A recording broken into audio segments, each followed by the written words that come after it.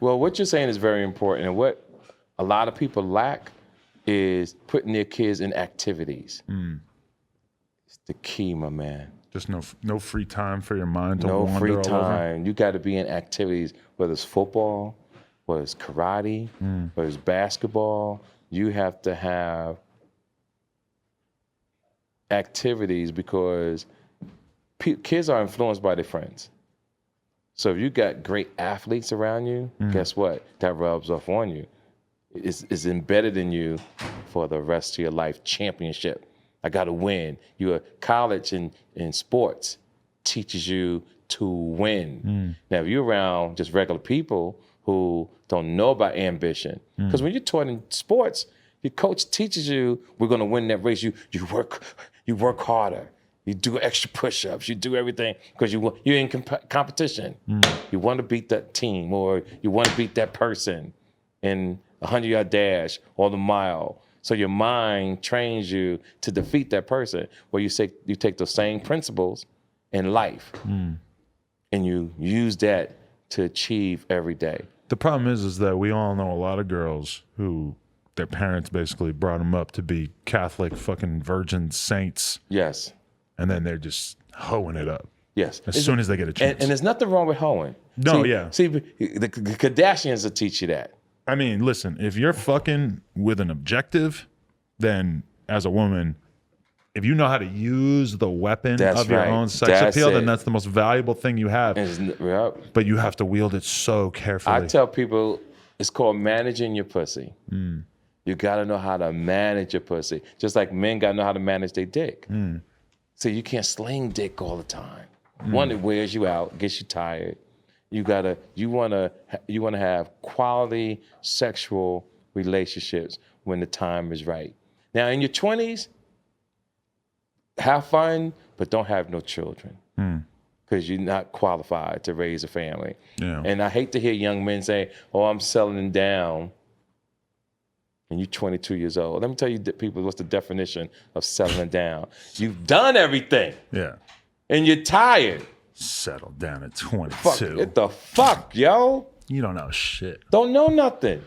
You need to be in school or reading Traveling a book. on the beach and Turks and Caicos. Go learn something, man. Oh, man. Yeah. Turks and Caicos at 22. I wish I'd have known about that type of shit. Listen, I don't know to what extent you know about how crazy the game has gotten, because these chicks are so empowered. They turn 18 or 19 now, and they just start a private Snapchat or they start an OnlyFans, and all of a sudden they're selling nudes out the DMs. Some percentage of them start escorting. Some percentage of them start, doing whatever, doing porn. It's just so easy for girls to jump into this now that the game has completely changed, where it used to be this really sort of like, antisocial, like weird thing to get into, to go and become a stripper, become an escort or whatever. It's much of that stigma is gone now. Yeah. Shit has changed so much. And you know what? I call it morals.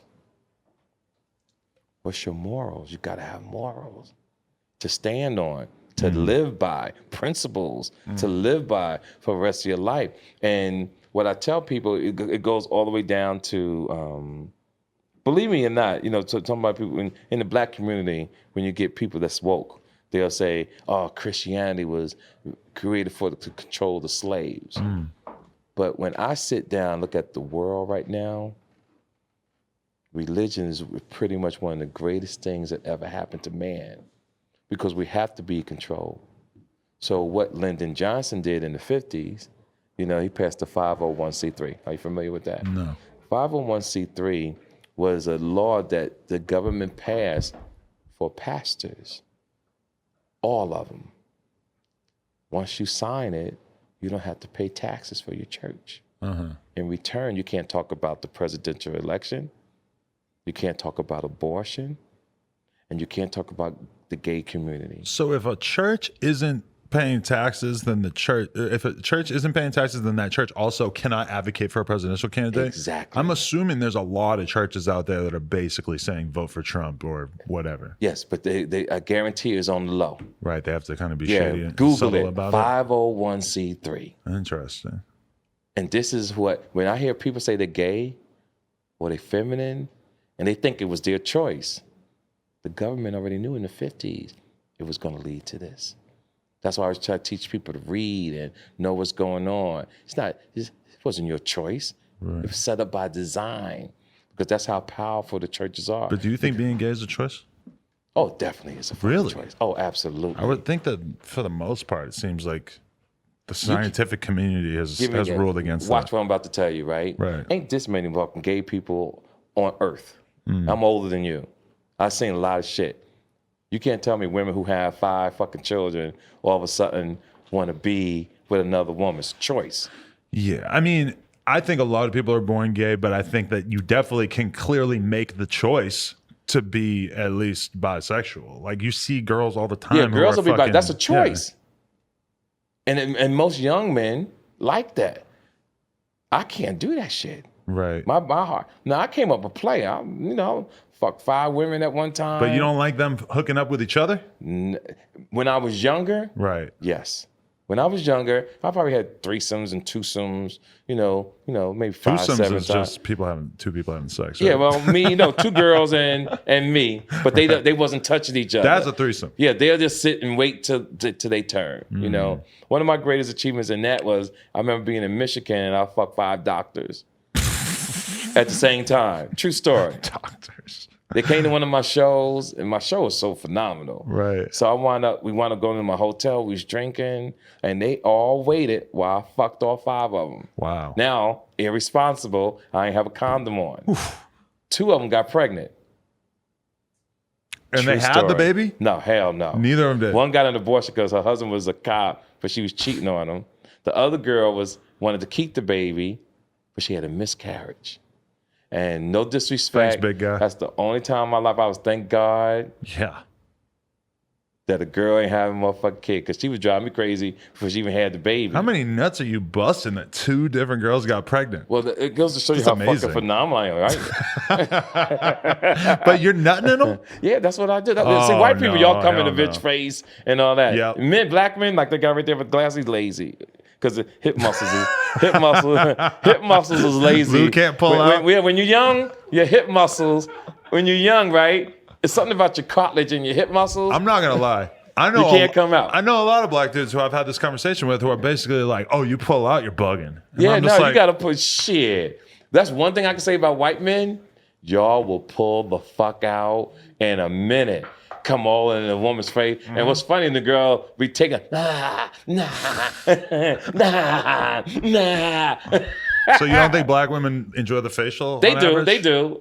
I've never seen it in real life. Right. On porn, yeah. Right. You do that shit in real life to a bitch, you getting stabbed. Come in a bitch's face and I'm telling you, if it ain't no cameras around, right. Bitch stabbing you. That's crazy that you're so old that you probably remember when a lot of sexual shit came out. Like, you remember when coming on a bitch's face came out. Oh, absolutely. That's crazy. I remember when women had hair on their pussy. Oh, they still do sometimes. Yeah, I'm talking about afros. Oh, okay. Air puffs. Yeah. Ugh. I'm talking about women hair so nappy you would think was continents. Like, bitch, how many continents is on your pussy?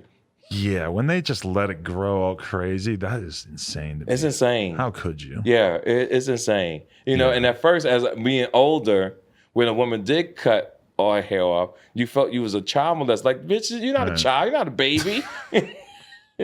Grow some fuzz, bitch. But then once you get used to it, you're just like, it looks normal and it's very hygienic and you don't get any hair in your teeth. And believe it or not, it's only been about 15 years they started this. It ain't like this a long thing. Are you shaved, ma'am? I like to fuck with people. She doesn't acknowledge having a sexual life. Ma'am, do you shave? As far as I know. I've never heard her acknowledge herself in that realm. That's hilarious. So, that's it. But all that leads to just doing great things, like the podcast, the TK Kirkland podcast. Shout out to Charlamagne the Guy. He's my executive producer on it. Right. So he got you in the game. He got me in the game. Nice. And it was because I never wanted to do the Breakfast Club. Because I knew them. I watched you do it yesterday. I knew them since they were kids. And me and Charlamagne go way back to Wendy Williams, and I was on the show with Wendy Williams. Right. And my son said to me one day, he said, "Dad, you should do the Breakfast Club." I ain't doing no motherfucking Breakfast Club. That's how I was. Right. And because of him, I wound up doing it. And when I first was on there for about 4 or 5 years ago, when I was on the air, I was like, when did y'all blow up? Because I was in my own world. Right. I wasn't even thinking about them. And bam, my numbers was in the millions on the show. And Charlamagne was like, yo, you should do a podcast. I didn't even know what a fucking podcast was. Right. I would go around talking to people and say, they want me to do some iPod. What the fuck is iPod. Yeah, what the fuck is this shit? iPod shit. What do you think? Do you think that they get along? That's the big rumor, is that everybody in the Breakfast Club hates each other now. I think anything in life, if you're there long enough, you're going to have some type of difficulty. Because if you don't have leadership, something's going to fold. Right. You got to have, no matter what, from football to basketball, the swim team, even the Breakfast Club, you got to have a leader that keeps everything together. But you got to have a leader. Like, do you think that they've ever acknowledged Charlamagne as being the leader? It feels like, if anything, they think of it as being 3 equal parts. I think they think of 3 equal parts, and I think everybody's in their own lane. Right. Like, I have a relationship with all 3 of them. And I really should, because of who I am, put them all in a room and have a conversation with them and explain to them how this shit is going to go. You know, it might take an OG like myself, if there is an issue, to sit them all in the room and explain to them how this shit's gonna go. That's like what even Kaepernick yesterday, this weekend. When I see that story, it hurts my feelings. The fact that he pulled out of the workout? The fact that he pulled out of the workout. See, because when somebody invites you into their home, it ain't about your motherfucking rules. If I came to your house, I can't tell you what to cook unless you ask me. Right. I can't come to your house and tell you about, I need you to change the furniture. It's your fucking house. Right. So when you do that and everybody shows up and you switch the training spot to another facility, at the last minute, that's you showing that you don't care. And I mean, we're talking about the NFL, who everybody acknowledges and knows that you play by their rules. You gotta play by their rules. All that strong shit is good, but a motherfucking South Central right now ain't giving a fuck you took a kneel. A cop that's getting ready to shoot a young man right now don't give a fuck. You kneeled.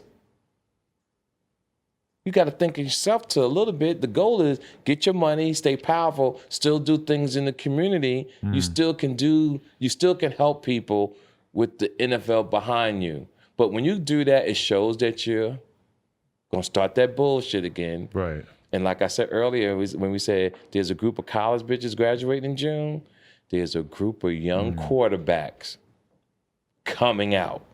Why the fuck would they want to put up with you at 35 years old? I mean, you probably know more about football than me and everything too, but what if the end result of this whole Kaepernick thing is that none of the teams are all that interested in him as a player, and they see him as a big-ass liability because none of these teams wants to basically get embroiled in some scandal where they're getting called racist, or where he's treating himself like he's so big and important that he can't just be a regular part of the team. Like, if it's like, because the whole thing was about him wanting to get his own camera crew in, right?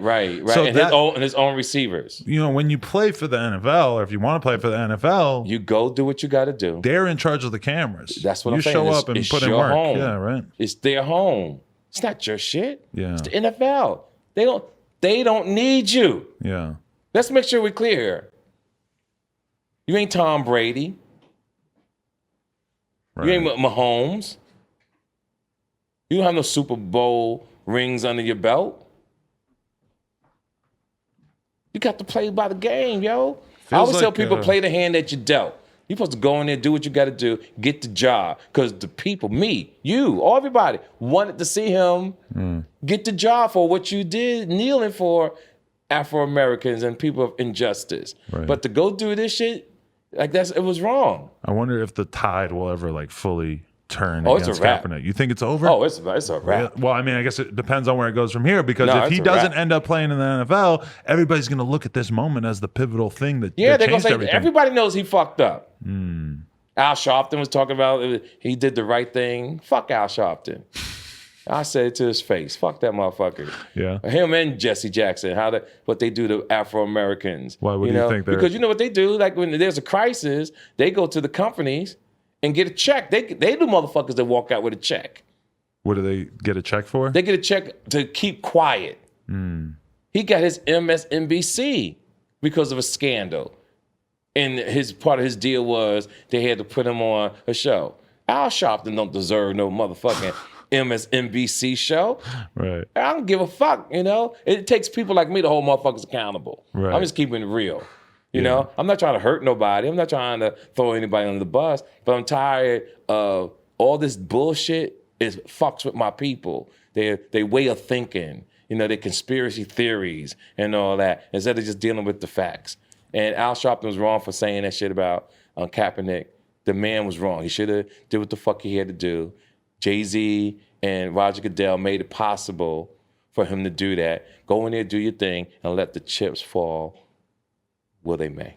I mean, when you think about Kaepernick's whole struggle here, it's very much 3 years. It's representative of younger people versus older people, because the NFL is very much a conservative, old-fashioned organization where it's like everybody else to just fall in line and do their job. And then Kaepernick's whole attitude has sort of been more about himself more about, expressing his, political message, which is clearly on behalf of his people. Yes.